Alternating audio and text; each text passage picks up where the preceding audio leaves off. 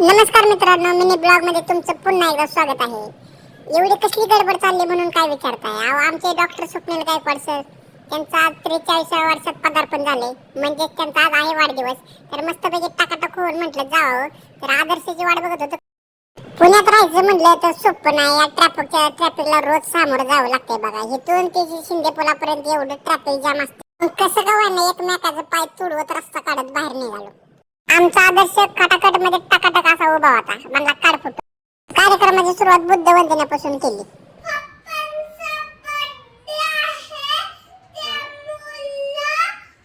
असं एक एक करून सगळ्यांनी सरांना ट्रक भरून शुभेच्छा दिल्या. मग आता आली माझी वेळ. मी पण 2 शब्दात सरांना शुभेच्छा दिल्या. मग आता आली केक कापायची वेळ. मग घेतला चाकू, इकडून तिकडून तिचे 4 भाग केले आणि त्याने आधी मध्ये झाले भांडण. म्हणले मी देऊ का तू देऊ आधी. मॅडमच्या आग्रह खातर एक रीलचा एक आनंद लुटला.